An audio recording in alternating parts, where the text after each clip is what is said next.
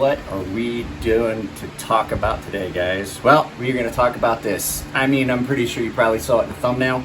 So we are going to talk about this olamic Wayfarer 247 with what they call a sheepscliffe blade. So guys, stick around for a second. If you're listening on headphones, maybe you want to turn it down because here comes the music.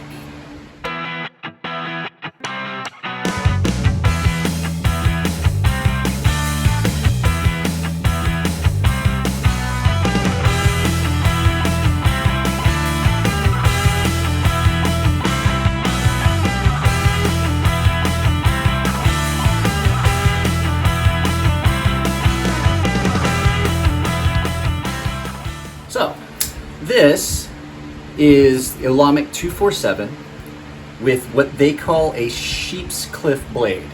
So it's kind of like a mix between a sheep's foot and a Wharncliffe. It is a very, very useful blade. We'll take a good close look at it when we turn it around. So now this was a gift. Actually, this is my knife. This was a gift from Alex Io, one of the members on the channel.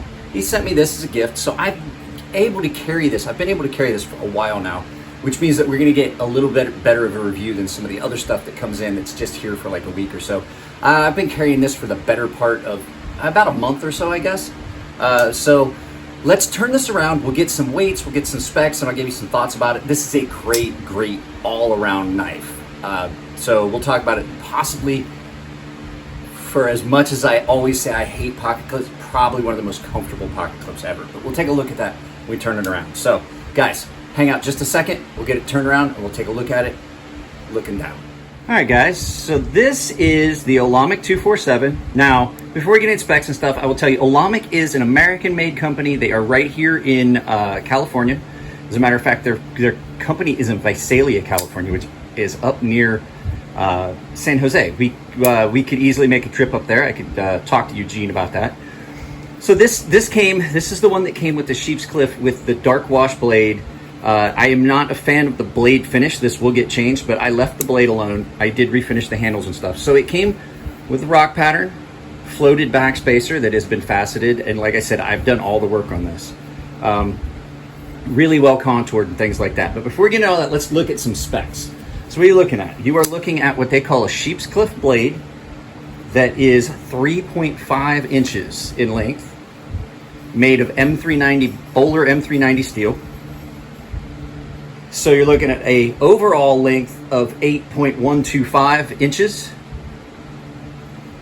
with a blade thickness of 0.14. It's good beefy stock. It's not too thick.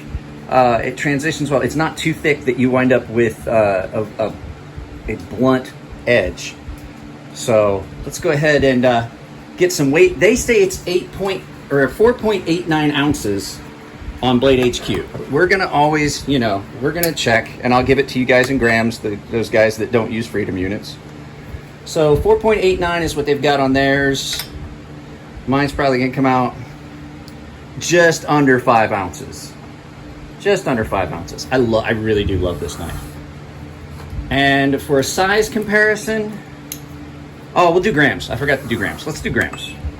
Grams, for you guys that don't do Freedom units in grams, that's 138 grams. Let's try it again, just make sure that we got the right. I want to make sure it was zeroed. 138 grams. Sorry about that, guys. I forgot to turn that fan off. So for a quick size comparison, or turn it down, I should say. For a quick size comparison, everybody knows this is Benza 21. Real comparable in size. It is not a little knife, but it is really comfortable. So let's go ahead. We'll talk about this a little bit. You guys know that I know Eugene from Olamic. I talk to him every time we go to the Cali Custom Show. Eugene works at Olamic. He's a great guy. Their knives are always great, well built, always comfortable, and they're always unique because they're still hand built. So really gorgeous rock pattern. Like I said, I refinished this, so this was just basically a stone washed or blasted rock pattern, and I tumbled it, and it gets carried. You can tell it gets carried a good bit. So I did all the ano on all the screws and everything. I like that blue and green. So let's talk about this.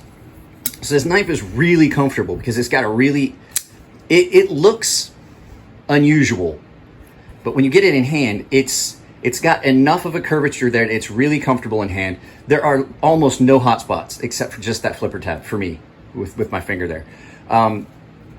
Almost zero hot spots. With this curvature and this thickening, you get really good purchase.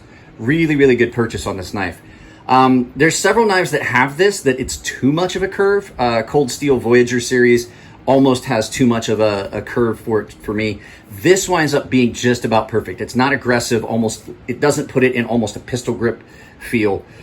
So all the grind, everything, this knife is just gorgeous. All their knives are great. They always have something little, there's always some little thing that just makes them a little bit, each one a little bit special and different. So this blade will get refinished. This pocket clip though, I wanted to tell you guys, this pocket clip is, I always pick these up expecting this pocket clip just to drive me nuts. And so we'll zoom in on it. So you see it stands up proud, or it seems like it stands up proud. It comes down like this. It doesn't really transition well. But for some reason, I don't know what it is about this pocket clip on this knife. It is one of my favorite pocket clips. I love this knife, and it is one of my favorite pocket clips. And I think it's because it has this curvature to it, where that spot where it would normally turn into a hot spot sits here as opposed to up here. I really don't feel the pocket clip. I don't even feel that sharp termination, like it doesn't taper, but it's still great. That pocket clip is by far one of my favorite pocket clips on any folding knife. It is extremely comfortable. I would say that this might actually be beating, now that I own one and I carry this more off, I carry it a lot actually. I think I like this pocket clip on this knife better than I like the large bent clip on a Ferrum Forge. Let me go get one, and give me a second. I'll go get one and we'll do a real quick comparison. I'll show you what. Ferrum Forge has two pocket clips that they use that I really like. I like this little small two. That one is just almost as good as that one. And then on their larger knives, they have a 3-point bit clip. The Elliot just has these. Elliot just gets these cut out, and then when he needs them, he just bends them by hand. So yeah, this is still the champ. This is still the champ on pocket clips. But this, really, really close, really, really comfortable. And this, I think this one is because it doesn't stand up as proud, like this offsets that. Oh wait, I don't know. Yeah, I think this one's winning. This is the most comfortable pocket clip now. So you guys get out of here. Move over. This is not a Ferrum Forge video. So yeah, great knife. Details on this, really well done. Packaging on this, I'm gonna go get the packaging for this so you can see. It comes with a tool that is actually a necklace. Like I said, all the work is done, well done, beautiful floating backspacer. And this one is not, I've taken some knives apart that have a floating backspacer, and it's all done with washers and things like that. So much easier on this one. It's shouldered in. There's just pins in there that hold it in place. So much easier to deal with. Lock up on it. You know, good, lot of life left on that. These knives, like, you can't go wrong. Action on them is really great. The only thing I'm going to say, I will say, and a lot of them have this, so I don't want you guys to take this as negative. A lot of people flip out about this. There's some detent lash, just a little. Does not affect the action. Action on this is snappy. This one is a little bit of flex. Yeah, it's a little bit of flex in the actual lock bar, but it's also, there's a little bit of wiggle in the detent. It does not affect the quality of knife. It doesn't affect the action. It doesn't do anything. It's just that the detent hole and the detent ball aren't exactly the same size. It happens. So look at the logo. It's been laser, I believe that's lasered on, and there's certain temperatures that laser will change the color. So it's gold. I'm probably gonna lose that when I refinish it. So yeah, guys, look at no, I'm not trying to show you my anodizing and refinishing. I'm trying to show you that this knife is just, well, it's one of those weird things where you're like, I'm not sure whether it's attractive or ugly, but I really like it. So let's go ahead and turn this around and have some final thoughts on this. Guys, sorry, I didn't get much sleep last night. I worked at the shop working on a knife till like 1 a.m. I almost forgot to show you the packaging. Well, I'm sorry, I was home by 10 last night, but it was like a 12-hour day.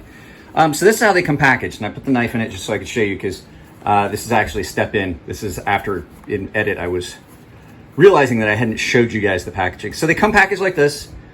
They have their own hard-sided cases. Well, semi-hard, semi-rigid sided cases. Zipper cases. They're firm, stiff. On one side of it, you get the olamic.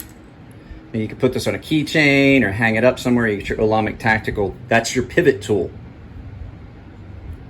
And then on the other side underneath, you get the warranty card. Your olamic knife is warranted for life.